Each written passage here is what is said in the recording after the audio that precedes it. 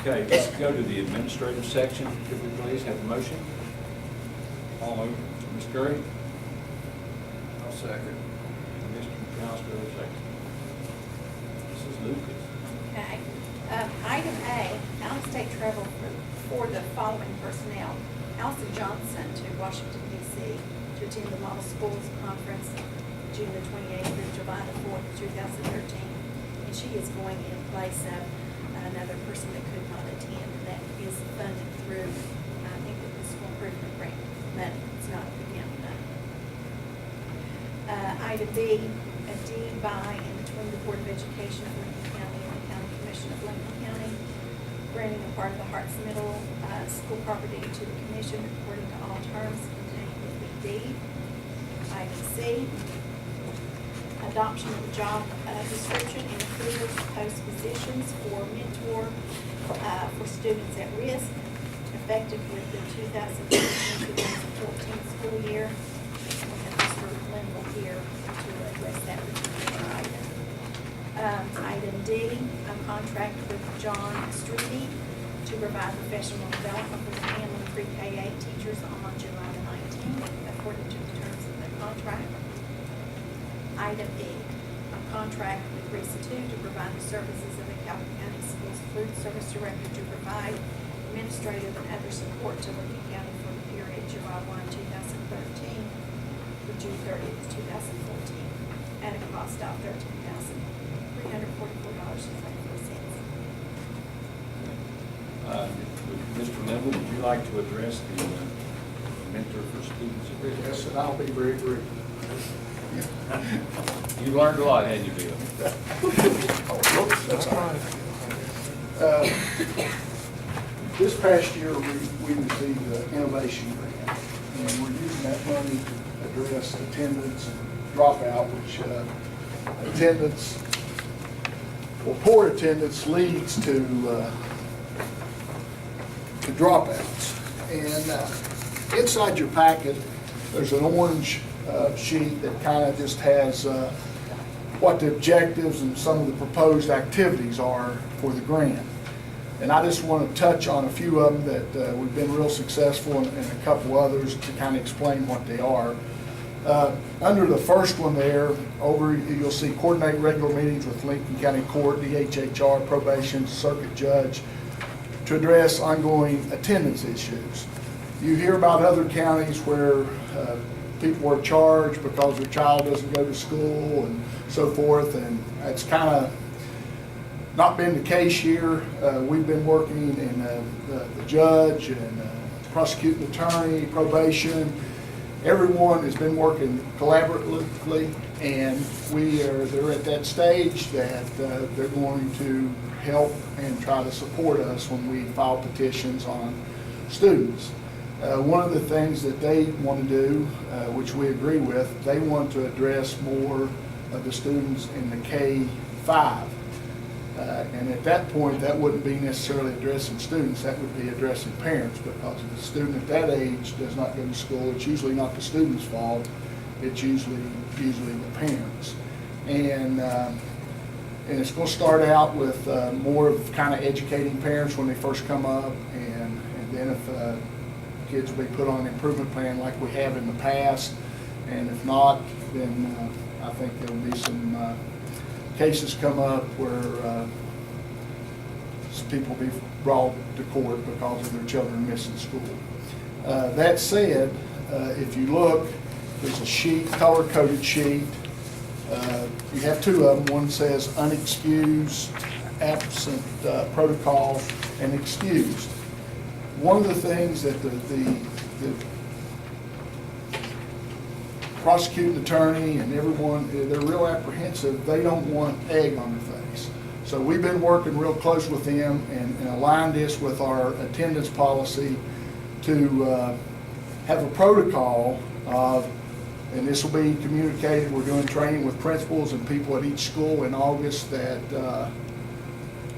handles the attendance, to make sure that they cross every T, dot every I, so when we get to court, they don't say, well, wait a minute now, you said you was going to do this step, but you didn't do this step. And there's going to be documentation And we're hoping that we can really improve attendance in the elementary schools and start habits of students going to school, because, you know, it's to address dropout, but, you know, dropout is, it's not an event, it's a process. Some of them drop out a long time before they get to the high school, and that's what happens. And with some of these, we've tried to, if you look at the incentive, if you have any questions, I'll be glad to answer them.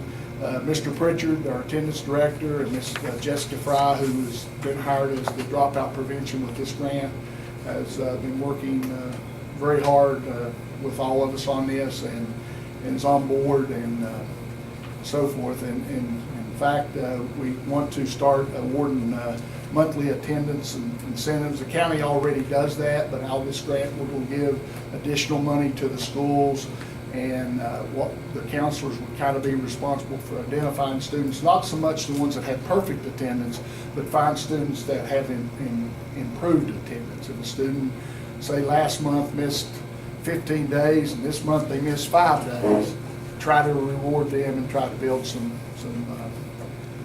things there. And you know, even down on the preschool, you know, those students are not required, but we're keeping attendance there. And Miss Jessica, her son was had perfect attendance in preschool, as did someone else's daughter that we know about. So we want to start at the warden and actually probably like we used to. You know, we used to put honor roll in the paper, and we want to start putting kids that have perfect attendance or excellent attendance and so forth. So we're wanting to do some positive things. We wanted to look at revising our attendance policy, but when we got looking, we've had so many different changes in administration and office personnel that take care of attendance. We're not fully sure that we were completely implementing the policy we had, so that training is set up for August. And down to number 2, if there's no questions about number 1 up there. The state has started a system, it's called an early warning system, and it's great. What it is, they keep all this data for you, and there's 3 parts, ABCs: attendance, behavior, and course failures. And you can go into this and you can say, okay, number of students at my school has 5 unexcused absences. You can plug that in. Number of students had 3 behavioral reports. You can plug that in. Number of students that's failed 2 courses. You plug that in. And then it identifies your at-risk students for you, which, you know, I know a couple of former administrators, they used to count all that stuff. How many has this, how many failed this, or how many did this? It's really good system. So we're going to use that system to help identify some of our at-risk students. On number 2, 1, 2, 3, 4, 5, I think number 6 down says develop a leadership team of CTE teachers, counselor, administrator, county personnel, to explore the implementation possibility of option pathway. There's a pathway out there called option pathway, and this is for some of your students that are 16, 17, 18, 9th, 10th, 11th grade, and they can graduate with their class, but they get a GED, but they also get vocational certification. And we have a teacher going for training for that in July. There's some criteria. We've already tested some students, and we didn't identify, based on the criteria, enough students. So we're going, as soon as they get back to school, we're going to test another group. And they said we could, it wasn't in stone exactly what they had to score, so we know our students, so, you know, some students just don't test well. Some, you know, are hard workers, and we think this is going to really help. And I talked to Ms. Fry, Jessica, yesterday, and I said, well, Jessica, what was the feelings on some of these kids you went and talked to? She said, I went from 0 to hero in a day with those kids. Said one kid said, you have till next fall to get this in place or I'm dropping out. So I think it's going to be a real positive program, but if we can just, we're getting started and hope we can do. We went and visited Wayne County, and Dr. Kevin Smith over there is over that, and he said last year they saved 65 students from dropping out of school with the option pathway. There's other options in it too, but key ones there. Under that same one, we want to start review and revise the dropout student exit process. We laugh about it, but it's true. It's easier to drop out of school than it is to enroll. So we want to make it a little harder and a few more hoops to jump through and so forth. And that said, the job description is, I think, pink on here, but I put it in there.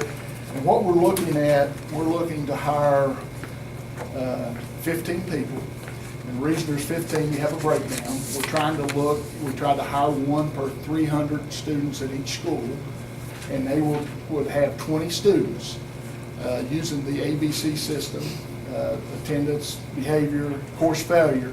They would identify students and be their mentor at school. They would, check in on them, have a weekly meeting with them, a monthly meeting with parents, and maybe a phone contact, but try to follow that information. As you know, research shows if there's one caring adult in that school that cares about that kid, there's a greater chance that that student's going to stay in school and graduate. But that's the reason we want to go with the teacher advocates to try to help out. This grant, Bill, is it a one-year grant? or- It was a 3-year grant, and we didn't get it until probably November, October, November, somewhere along there. And so it was working with Bernie, the budget, it wasn't that we had to, it was $100,000 per year. And it wasn't that we had to spend $100,000, we just have to spend $300,000. So what we ended up doing was putting most of the money in the last 2 years of it. And this year, we just, ended up doing what we had to do to get things in place to get full implementation next year and to carry it through 2 years. Do I have any questions, comments? Certainly, something we need, Bill.